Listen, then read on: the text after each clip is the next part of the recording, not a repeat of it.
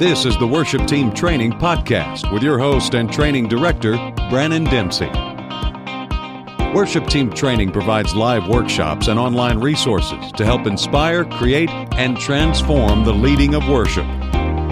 Now, here's your host, Brannon Dempsey. Hey, welcome everybody back to the Worship Team Training Show. I'm Brannon Dempsey. Great to have you this Thursday, and great to see you guys. We got great friends here on Periscope, also Facebook Live, and also we have our great friends following us and listening to us by our podcast channel on iTunes and also Spreaker. So we say, what's going on, everybody? We hope that you guys are having a fantastic Thursday. We're talking about the Christmas crazy. Is that you? Is that what's going on in your world? Let's go ahead and invite your friends out right now to the show. If you would, Crystal Renee, great friend on Periscope Live. How are you? She makes every episode so special. Just her being here. And then you as well. Scott Hussey, what's up? The creator of this track that we're going to go over. He's on the show right now. Awesome. Scott, how are you? Woo! All right, great. We're going to get this rolling. And so glad that you guys are here today. We are talking about how do we make Christmas music and fresh again, right? That's the objective, and that's what we want to do. Yo, Scott. Yo, Crystal. What's going on? Glad you guys are here, and glad you're here too. If you guys would, if you're watching by Periscope, Facebook Live, swipe and invite, hit that share button, let everybody know what's going on. If you would, also by the audio broadcast, you can share this as well on iTunes and Spreaker. Welcome back, and man, we got some great stuff coming your way following this. I wanted to let you guys know this is our 100th show here on Periscope and also Facebook Live. So we say woo, and thanks to you because you guys have made these episodes happen. So thanks so much for all your support coming in weekly, watching the content, and we hope that it's inspirational for you and is helping you with your worship team. So here we go. We want to make sure that we get all the good stuff out to you. So I'm doing this right now. I am putting up all the links on Facebook Live as we speak. And the Facebook Live, also Periscope, you can get this on Twitter. I'm going to tweet this out as well.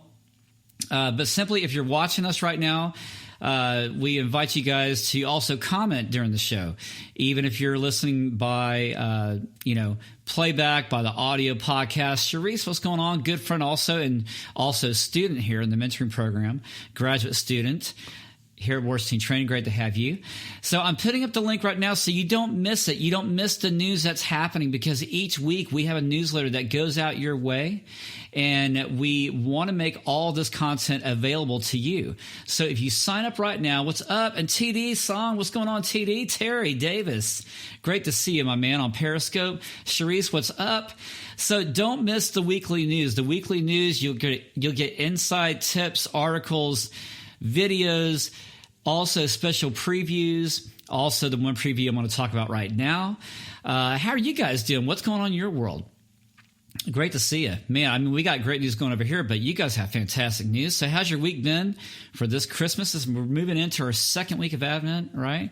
And speaking of that, I got big news for you. I've announced earlier this past week, and you're hearing it. If you're hearing it the first time right here, then God bless you. Great, thank you. We are releasing, actually, not us. I mean, we created it, but Faith Life Logos Bibles has released our very first book, and we're so excited. And the book is called The Gift and the Giver. So if you've been following us on Bible.com, thank you so much. We've had over 100,000 completions. That's downloads of you guys reading our Bible plans, and thank you so much. What we decided to do was to create that in a actual book.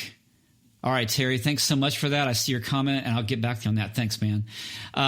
We've created this book that's exploration, if you will, from gratitude, moving through what we're giving thanks to God about as we move towards the manger in this journey of Christmas. All right. So that is a book for you, and you can find that on the link that I just put out here, both on Twitter and on Facebook Live, The Gift and the Giver. Please sure to find that. And also be sure to join us on Logos Bibles, Faith Life, and with our new group, Worship Team Training Now on Faith Life. I put that link up there for you as well, and also put that up on Twitter included. So be sure to check that out. And what's going on? Man, we're having a lot of great folks coming in. Thanks so much on Periscope, Facebook Live. If you guys would, go ahead, swipe and invite. Share this out with all your friends. We're going to be going through the Christmas music, and you can find everything else that we're doing at worshipteamtraining.com. I'm also going to put up today's article post while you guys are inviting your friends. And also, please make sure you're following and liking us on Facebook and following us on Periscope. And thanks so much for that. So we are going with today's post, and you'll get the full worship post. And this post right here is Christmas music in 5 minutes. And you can head back over at worshipteamtraining.com, and you'll find all the good stuff there. You'll find the announcements about the book, our workshops, mentoring, everything I just mentioned. Also sign up for our weekly newsletter so you don't miss anything. And that's on the website, the top right button at the very it's yellow. So, just fill out your email there. We don't like, spam at all. And so what you're going to get from us is nothing but from Worship Team Training. There's no other advertisers. We don't do that. You're just going to get the straight deal from us only once a week. If we have specials, does go out as well. So don't miss it. Be sure to sign up for our weekly newsletter. You can catch it again at worshipteamtraining.com/enews. Or just go to worshipteamtraining.com, look at the upper right-hand corner, that yellow button, click it, and then all your weekly newsletter email stuff from Worship Team Training will come true. All right, how about that? So let's move on with what we're talking about today. Now, with the great help of Scott, thanks so much, and also Barry Westman, we came up with these Christmas ideas about music and putting things together, because we do realize that when you're going through, it seems like the motions of the Christmas crazy, right? Well, music sometimes seems to slip through the cracks. So let me just ask you guys, what is that like for y'all? When you're going through your Christmas week or weeks, we have 2 of them left. Just think of it this way. There's 2 Sundays left to Christmas. Does that scare you? Are you over it already? Or what are you guys doing in your Christmas services right now? Let me just ask you on Periscope, Facebook Live. Check it and let us know. You that are also listening by our podcast, thanks so much. What's going on in your Christmas world right now? Are you tired of Christmas music already? Is it something that maybe you're just now stepping into, or you're already thinking what's next for 2017? Let us know. Hit us up. Type in the comment box window here on Periscope, Facebook Live, and also on the audio podcast. Let's get right to it. So we're talking about how to freshen up not just Christmas music, but how do we bring this to the table each week? Isn't it kind of funny that once a year it seems like people sing more on Christmas Eve, right, than typical Christmas Day? Isn't that funny? You got this dichotomy of people that typically don't sing on Sunday, right? And we want to, but yet when it comes to Christmas Eve, then everyone wants to sing, and we don't as leaders because we're probably, getting bored with what we're doing. So Charisse says she's got a late start on Periscope. Thanks for letting us know about that. I know that most of us have that late start. Some of you guys have been preparing since September, and you're probably the ones that are saying, yeah, I'm tired of this. I want it to be over. Give me my present. Let's move it, okay? Crystal Renee on Periscope says, crazy Christmas music fan here. Every day, all day, never gets old, fave all the time of the year. She's an early planner. Well, you are one of the rare gems, Crystal. That's awesome. So let's get right to it. I want to show you an easy way of how to put together a contemporary Christmas song. It doesn't take a lot, but if you're into the advanced mode of getting things done, like you love loops, you love playback tracks and everything, you got to check out guidetracks.co. Scott Hussey, who's watching right now. Shout out, Scott. Woohoo! He's provided the track that we're going to go over right now. Oh, Come All Ye Faithful by Tomlin, put out 2009. Great friends of ours over at worshiptogether.com. Thank you. And Six Steps Music, thank you for allowing us to do this piece of music. And also, Scott, that we can teach you guys and bring it to you on this broadcast. So thanks for that. So let's get right to it. I'm going to go ahead and just play the track. And maybe you've already heard this before, and if you have, great, but I'm going to give you some pointers and some tips to make it better. And if you're not familiar with this arrangement from Chris Tomlin, "Oh Come All You Faithful," you're in for a great treat. So let's go ahead and back the track up, and here we go from the very beginning. Intro, 2, 3, 4.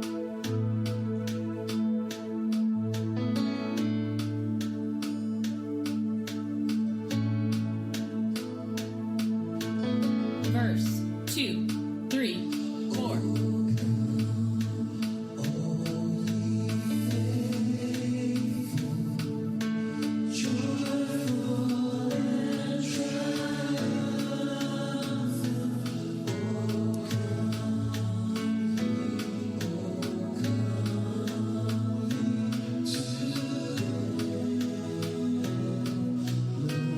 Very simple, nothing to it.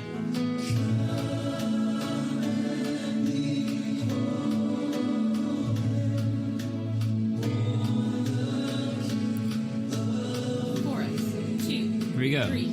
And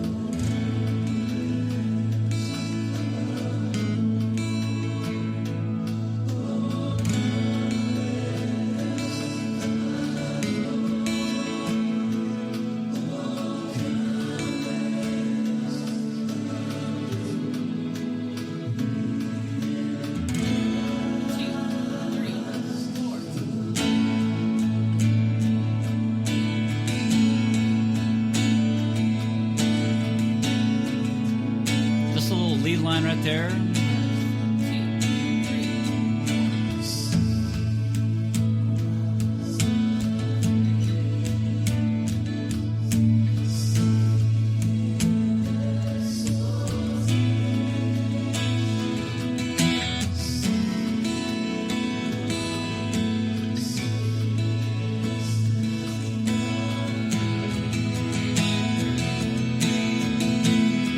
Build it right here.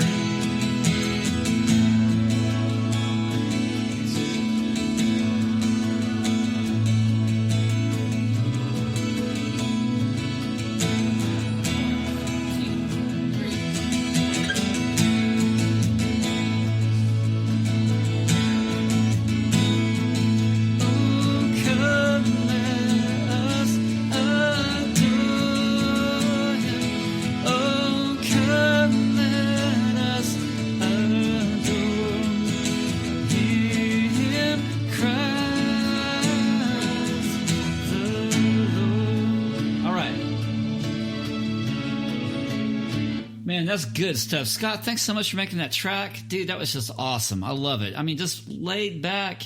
You know, it doesn't even... It sounds more than just a Christmas hymn, right? I mean, this is just total worship. It doesn't sound like the same old blocky chords from the piano or chunk, chunk, chunk from the guitar. I mean, it's just very, very well done. Scott, thanks. Great job producing it. So let's talk about what we just got through hearing. And I'll show you how I make a contemporary hymn or a Christmas song from scratch and put it right to guitar or piano with just a few simple, easy tricks. All right. So let's talk about what's happening in the verse. And I'm also going to give you my top 5 points of making music fresh again when you're working with Christmas hymns or hymns in general. So this is something that you can use. First, I must say, yeah, Scott, thank you. He says, bring in the presence of worship to your carols. I love that. Well, listen to that, Mr. Marketer. All right, thanks for that, Scott. Now, you can never underestimate the value of good timing, okay? It's the salvation of the click, all right? If you don't practice with the click or metronome, you are doing yourself a disservice. You need to do that because no matter if you're playing piano, if you're just a singer even, or your guitar player, drummer, especially if you're a drummer, bass player, I mean, that's a must-have. Most of those guys know. So follow suit. Do what they're doing. Get into the groove. Get out of the rut. That's what we're here to talk about. So when I'm talking about tempo and I'm talking about click, it could be something as basic as you can find on your phone. There's like thousands of free apps that you can get that are free metronomes and clicks. It's not a big deal. If you have the old, windshield wiper metronome, then use it. If it's broken, well, fix it. So I'm going to play for you what I typically do in my own practice time, I just set the click, and I just try to develop an inner pulse. Now we're still working with the same song, "O Come All Ye Faithful," and there's several different ways I can do this. I can do whole notes, 2, 3, and 2, and just practice a downbeat in a strum, or if it's a hard strum, very quick staccato, and. So timing is going to help you with the setup of the rest of the band around you. So even if I'm playing quarter notes, 2, 3, 4, I want to be right in line with what's happening. Even if I'm just playing piano, you know.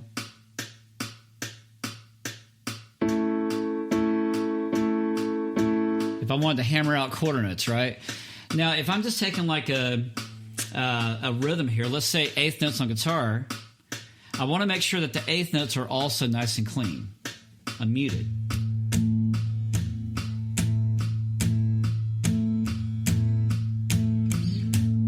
And I can play around a little bit.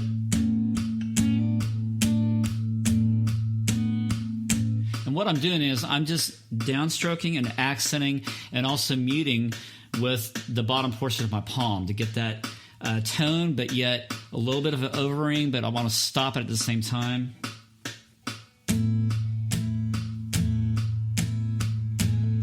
And I can do little hammers and stuff, but that's just a little technique that you can do. But in the song, we have like this on the verse. Oh, come, all ye faithful, joyful and triumphant. Oh, so right there, I'm trying to align myself with the click, developing an inner pulse, and then down with what I'm playing and also what I'm singing. It makes it way easier for the rest of the band to follow. And so by me having good time, it's not only helping me as a player, it's also helping the other musicians around me. So the first point, I call this, again, as I didn't say this, but the first point is good timing of joy. That's what I call it. Good timing of joy, because as long as you got good timing, everybody else is joyful around you. Point number 2, hark, one instrument, and worship leader sing.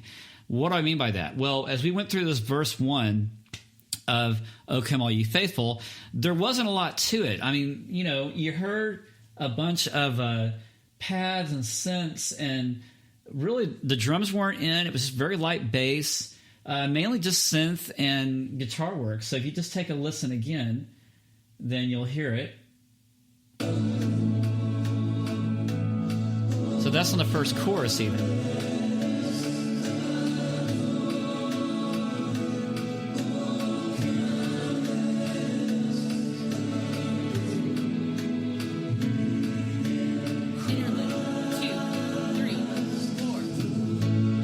And then at that point, the band comes in for that interlude. All right, so I didn't back far enough for you to hear the verse, but you heard it the first time, and that last chorus that we heard was really just another build off of what was happening on the first verse. So you can see that there's this progression dynamically. All right, and yeah, the more focus is on the congregational singing, so the more that we can make that happen, you know, just don't go in there and chunk out chords or block piano. You know, "Oh come," and it's just loud.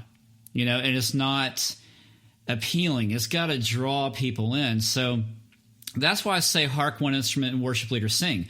You never know. Even if you're just a guitar player, piano, just try one verse, just nothing but one instrument and voices. Now, I know Charisse, she's only got one instrument and a voice anyway, so she's got nothing else to use. Hopefully you got some growing on with your team and some people are coming in, Charisse. I'm rooting for you. But if you're the lone player, or if you're playing with a group of 3 people or 30, 50 people, I love what Mark Cole did with his symphony in Canada. Good friend Mark Cole. He's worked with orchestras and contemporary praise bands infuse together to create glorious sounds. And he's used even on We Three Kings, just a single violin just to start the whole piece. I mean, it's just beautiful. You can do the same thing. And hey, check around your church. You never know who may play a woodwind instrument or brass or strings. I love introducing strings inside the worship team. You can have violin, cello. It's endless. You want to make sure though that the player has good, what we call intonation, meaning that their finger positioning is good and they're a mature player, they're seasoned, because that usually helps a lot with their tuning. And plus it helps with having people that can play by ear so they can match what they're hearing from the band. That helps a lot too. So I wouldn't put an orchestral player who cannot play by ear, I would not put them in a contemporary team if you don't have music. If you have music, great. But if not, it may be a little frustrating for them. So just words to the wise. Point number 3, I heard the band on Christmas Day. That's what we just got through going into right now on this second part of the chorus. Notice that, it's just at the beginning, the drummers had to be real patient. Just, cymbal work, a little bit of kick, a little bit of hat, not much to keep that going. But it made a big effect, and what was being created was called texture. So even as I'm playing, this 8th note, right? That's creating a texture as much as the tone, because I'm giving muted 8ths, and I'm also playing at a level that's a good dynamic. If I'm playing piano, it would be done the same way. So if I'm,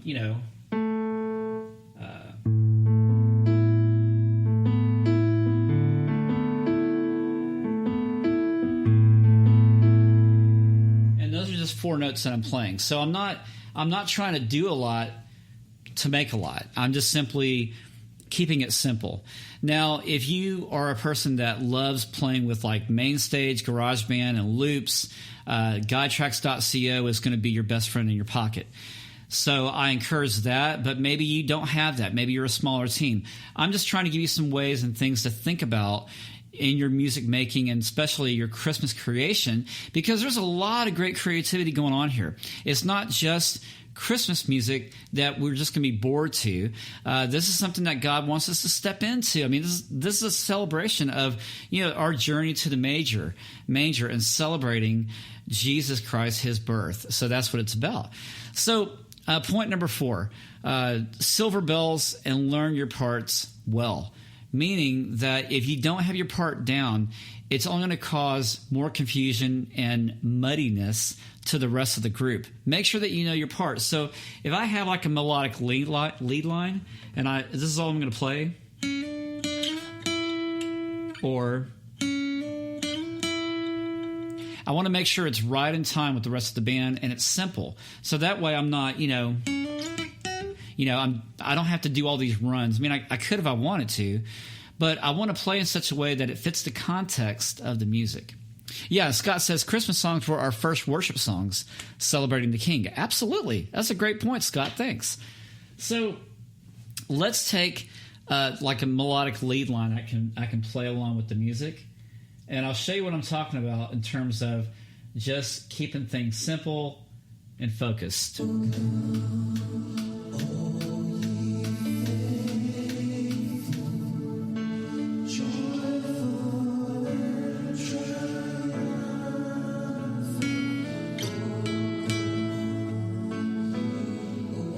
Just real simple and placed.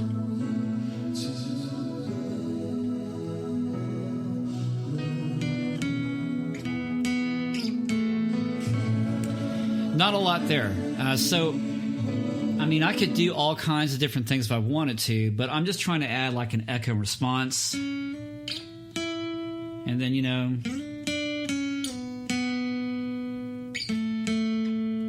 something simple, even like a counter melody. A counter melody is something that is counter to what the main melody is in the song, and it can just be a part like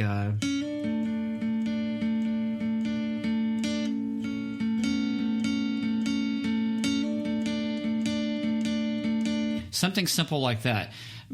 Similar to what I was playing on the piano. That's a counter melody. And it's just something that one person plays, not two or three. And also, notice as I'm playing it, I'm not overplaying, and I'm also not trying to play all the other chords around it. I'm just keeping focused on just that one part.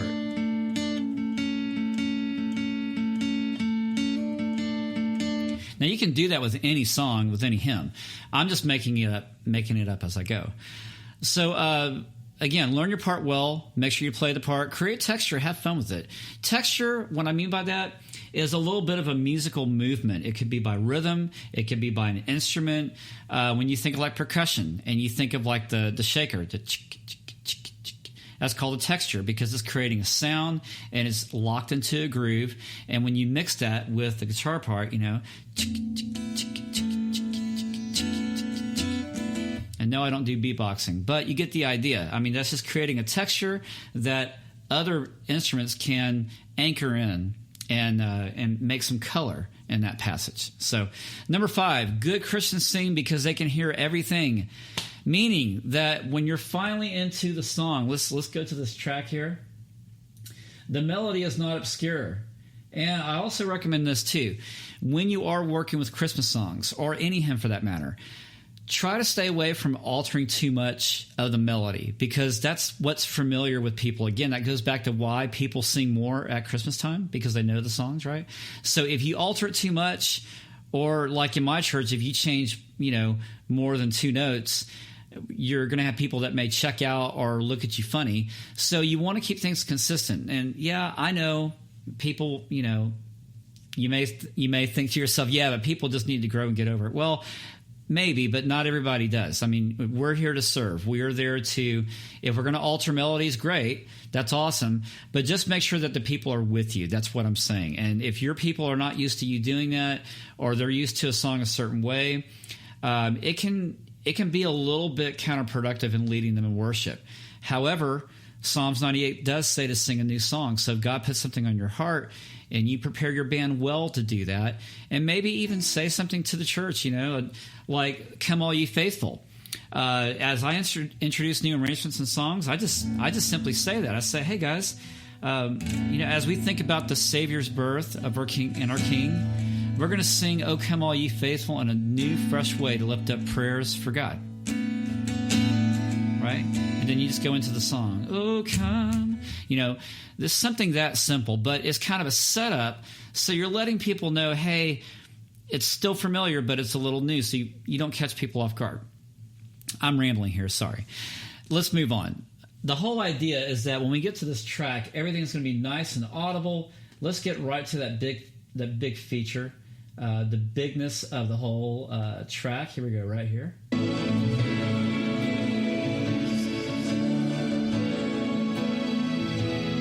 Okay, here it comes.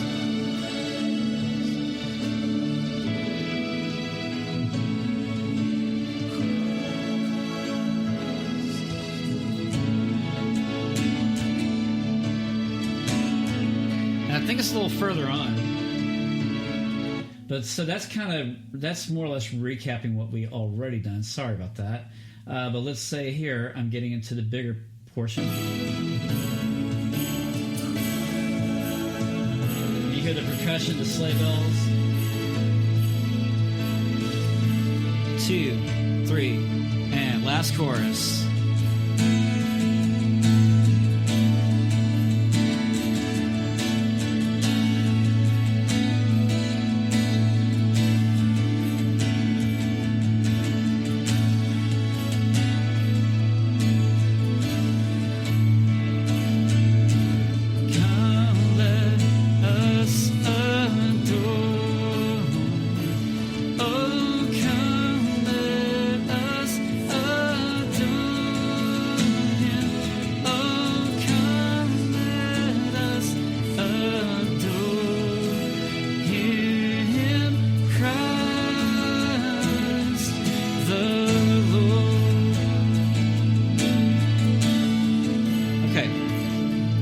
You get the idea. The band's not pushing the dynamic too much. Neither is my volume as a player. I'm still trying to hold back, and I'm not trying to move too far ahead. So these are some things that you can take and put inside your tool belt. You may have some more ideas that maybe I didn't cover.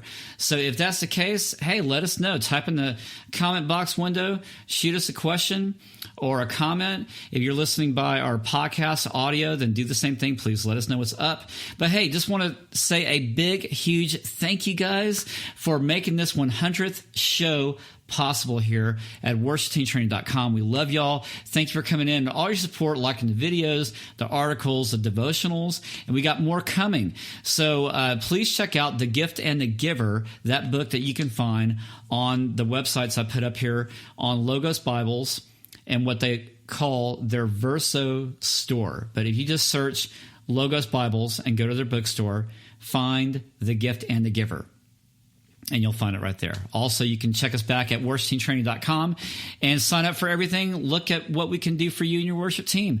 We love you guys. We'll be back with a new article this coming Sunday as we celebrate the third week of Advent. Also, brand new show coming out Tuesday, 10 a.m. next week. Can't wait for that. FYI, we will be off for all of Christmas week. So just to let you know, in case you try to come in, you'll know that we'll be celebrating with you in Christmas, but without the show. But we're going to come back as we got some new topics, new guests, and new content to unveil to you. I cannot wait. I hope that you have a fantastic day in the Lord. Thanks so much again for joining us, Facebook Live, Periscope. We love you guys, and continue to walk in His Spirit during this Christmas season. Love you, and see you guys real soon. Bye. This has been a Worship Team Training broadcast and digital production with your host and training director, Brannon Dempsey. Worship Team Training provides live workshops and online resources to help inspire, create, and transform the leading of worship. We'll see you again right here on worshipteamtraining.com.